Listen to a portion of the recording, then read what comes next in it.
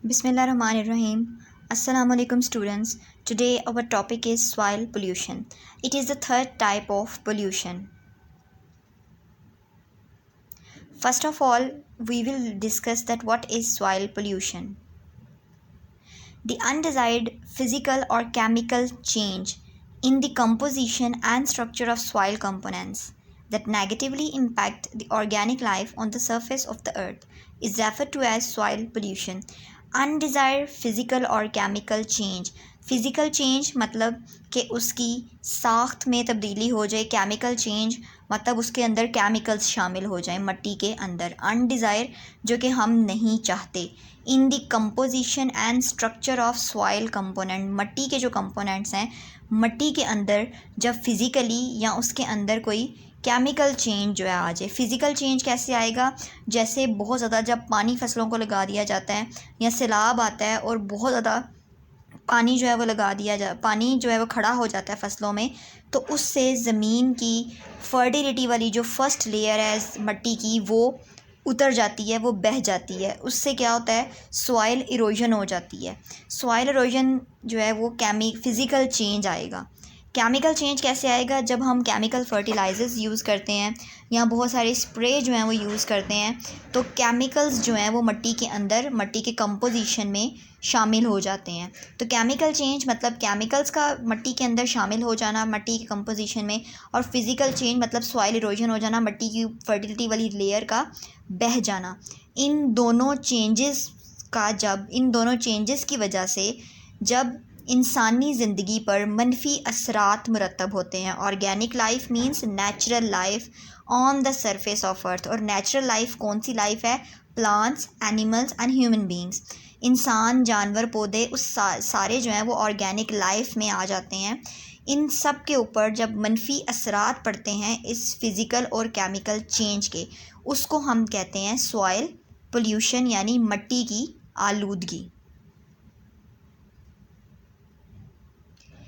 There are many reasons that pollute soil.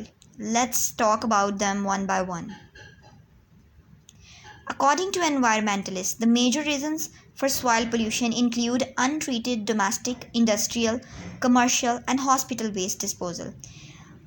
माहिरीन के मुताबिक major reasons जो हैं वो क्या हैं सॉइल पोल्यूट होने के, मट्टी के आलूदा होने के? जब हम डोमेस्टिक मींस घरेलू, घर का कूड़ा, इंडस्ट्रियल मतलब सनती कारखानों का कूड़ा, और हॉस्पिटल वेस्ट हस्पतालों का कूड़ा, जब ये सारा वेस्ट जो है चाहे वो घर का हो, सनतों का, कारखानों का हो या हस्पतालों का हो, हम इसको प्रॉपर डिस्पोज ऑफ करने की बजाय मट्टी के ऊपर फेंक देते हैं। जगह जगह मट्टी के ऊपर कूड़े के ढेर लगे होते हैं, तो इसकी वजह से मट्टी जो है वो आलूदा हो जाती है। ये एक बड़ा रीज़न है सॉइल पोल्यूशन का। The careless use of chemical fertilizers, insecticides and herbicides in agriculture.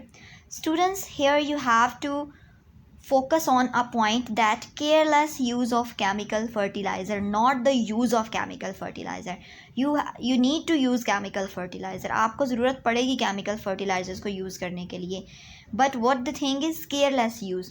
अगर आप एहतियात से यूज़ नहीं करते केमिकल फर्टिलाइज़र्स का, बहुत ज़्यादा केमिकल फर्टिलाइज़र्स यूज़ कर देते हैं ताकि वो जो फसल है वो जल्द अज जल्द पक के तैयार हो जाए, कुछ दिनों में वो बन कर तैयार हो जाए और आप उसको सेल करके प्रॉफिट अर्न कर सकें, तो इस सूरत में क्या होगा कि जब आपने बहुत ज़्यादा केमिकल फर्टिलाइज़र्स यूज़ कर लिए हैं तो जो मट्टी की नेचुरल फर्टिलिटी है और प्रोटीन्स हैं वो इफ़ेक्ट होंगे, और मट्टी के अंदर केमिकल्स की कंटामिनेशन जो उनकी अमाउंट है केमिकल्स वो बढ़ जाएगी, और उससे जो फसल पक के तैयार होगी, जो फ्रूट्स या वेजिटेबल लगेंगे उसमें प्रोटीन्स और इन चीज़ों से ज़्यादा जो हैं वो केमिकल्स होंगे जो कि मट्टी को भी पोल्यूट करेंगे और जो वो फल खाएगा उसकी हेल्थ को भी इफ़ेक्ट करेंगे। इसी तरह से इंसेक्टिसाइड्स और हर्बिसाइड्स हम जो स्प्रे करते हैं फसलों के ऊपर, वो हम एहतियात से नहीं करते।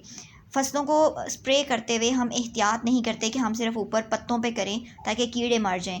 जब हम बहुत ज़्यादा स्प्रे कर देते हैं और उसको एहतियात भी नहीं करते तो मट्टी के अंदर स्प्रे भी शामिल हो जाती है, क्योंकि स्प्रे में डिफरेंट केमिकल्स होते हैं, तो वो भी आहिस्ता आहिस्ता मट्टी की फर्टिलिटी को डे बाय डे खराब करते जाते हैं, मिट्टी पोल्यूट होती जाती है।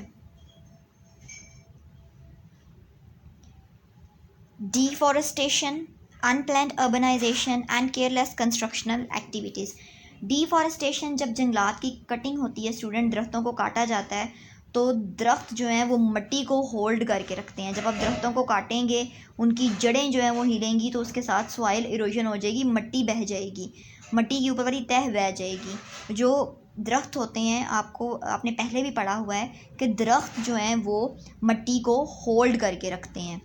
तो डिफॉरेस्टेशन की वजह से भी सॉइल इरोजन होती है, जो कि अल्टीमेटली मिट्टी की आलूदगी का बायस बनती है। अनप्लान्ड अर्बनाइजेशन कहते हैं शहरियत को। जब हम ज़्यादा से ज़्यादा शहर आबाद करते जाते हैं, कम्युनिटी बनाते जाते हैं, हम ये ध्यान नहीं रखते कि ये एग्रीकल्चर लैंड है, ज़रूरी लैंड है, और इसके ऊपर हमने ज़मीन उगानी है, इस पर हम घर नहीं बना सकते, हम सोसाइटीज़ नहीं बना सकते। तो क्या होता है कि मिट्टी जो है वो ख़राब होती जाती है, क्योंकि जब आप घर बनाते हैं सीमेंट यूज़ होता है, रेत जो है वो इस्तेमाल होती है, तो वो मिट्टी के अंदर जाके उसकी फर्टिलिटी को ख़राब करते हैं। कंस्ट्रक्शनल एक्टिविटीज़, जब हम घर तमीर कर रहे हैं, जैसे कि अभी मैं बात कर रही हूँ कि घर तमीर कर रहे हैं, हम मिट्टी, बजरी, रेत, सब कुछ जो है वो साथ ज़मीन जितनी भी होती है खाली उस पर फेंकते जाते हैं, तो उसकी वजह से भी जो जरहेज़ी होती है ज़मीन की वो ख़राब हो जाती है। उस ज़मीन के अंदर फिर कोई भी चीज़ जो है वो उग नहीं सकती। The natural causes such as volcanism, earthquakes, soil erosion and desertification also contributes towards soil pollution.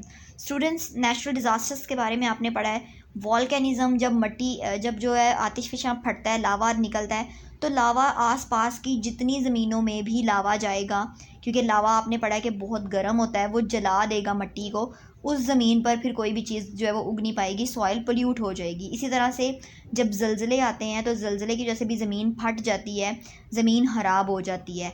और स्टूडेंट्स, डिज़र्टिफिकेशन आपने पढ़ा है कि जब ज़मीन जो है वो खुश्क हो जाती है, उसकी ज़रहेज़ी ख़त्म हो जाती है, ज़मीन फट जाती है, तो डिज़र्टिफिकेशन की वजह से भी सॉइल जो है वो पोल्यूट हो जाती है। और बहुत ज़्यादा बड़ी अमाउंट में हमारे मुल्क में सॉइल पोल्यूशन जो है वो डिज़र्टिफिकेशन की वजह से भी हो रही है।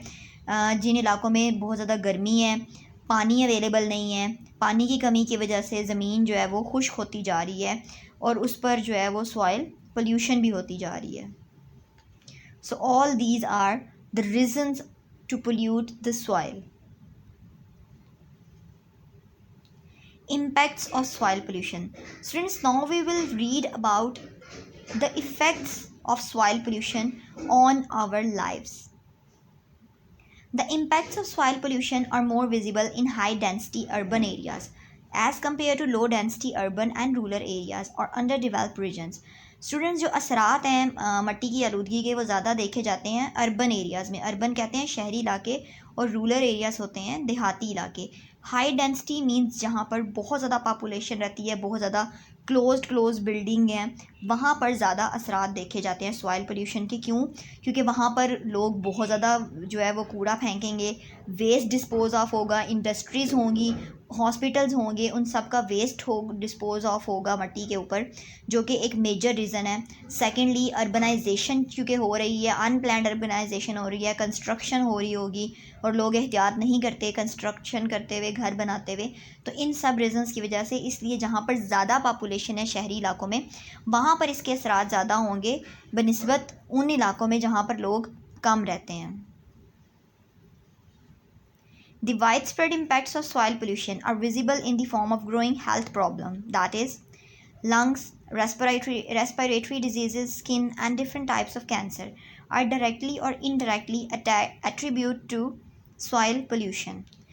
सॉइल पोल्यूशन के असरात जो हैं वो बहुत ज़्यादा हैं हमारी सेहत के ऊपर, इंसान की सेहत के ऊपर, और वो कैसे?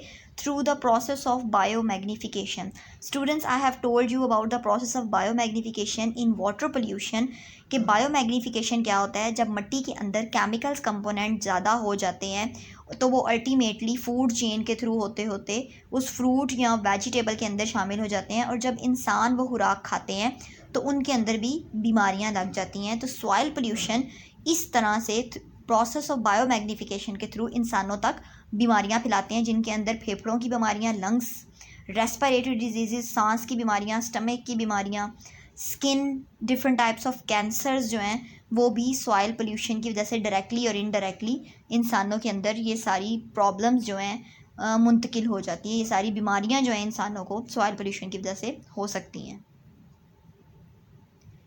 Soil pollution not only contributes to water pollution but also leads to increased speed and scale of air pollution. Students, मट्टी की जो आलूदगी है वो ना सिर्फ पानी की आलूदगी का बायस बनती है बल्कि हवा की आलूदगी का भी बायस बनती है। सॉइल पोल्यूशन वाटर पोल्यूशन की भी वजह बनती है और एयर पोल्यूशन की भी। स्टूडेंट्स, जैसे आपने वाटर पोल्यूशन में पढ़ा है कि लोग कूड़ा जो है वो पानी के अंदर भी फेंक देते हैं, और जो मट्टी है, जैसे केमिकल्स जब मट्टी के अंदर शामिल होते हैं, जब बारिश होगी तो पानी बहेगा तो उस पानी के अंदर मट्टी से वो केमिकल्स शामिल हो जाएंगे और अल्टीमेटली जब वो पानी किसी नदी, नहर, दरिया में जाके गिरेगा तो वो केमिकल्स उसमें शामिल हो जाएंगे। तो इस तरह से ये सॉइल पोल्यूशन वाटर पोल्यूशन का बायस भी बनेगी। और एयर पोल्यूशन का वो बायस कैसे बनेगी कि जब सॉइल पोल्यूशन, सॉइल जो है पोल्यूट होती है, हम स्प्रे करते हैं तो स्प्रे जो है वो एयर में भी चली जाती है, हवा के अंदर भी शामिल हो जाती है। जो हमने कूड़ा फेंका हुआ है ज़मीन के ऊपर, जब हम उसको आग लगाएंगे तो ज़मीन तो नीचे से ख़राब होगी लेकिन उसके अंदर से जो गैसेस निकलेंगी उसकी वजह से एयर पोल्यूशन भी होगी। सो सॉइल पोल्यूशन बाकी जो वाटर पोल्यूशन और एयर पोल्यूशन है उसका भी बायस बनती है। So students, soil pollution is the biggest threat for our lives as it spread many diseases. So we should take necessary measures to stop polluting our earth so that we can have food. अगर हमारे पास ज़मीन नहीं रहेगी, ज़मीन pollute हो जाएगी तो हम अपनी खुराक कैसे उगाएंगे? If you want food for your life, you need to take care of your soil first. Thank you.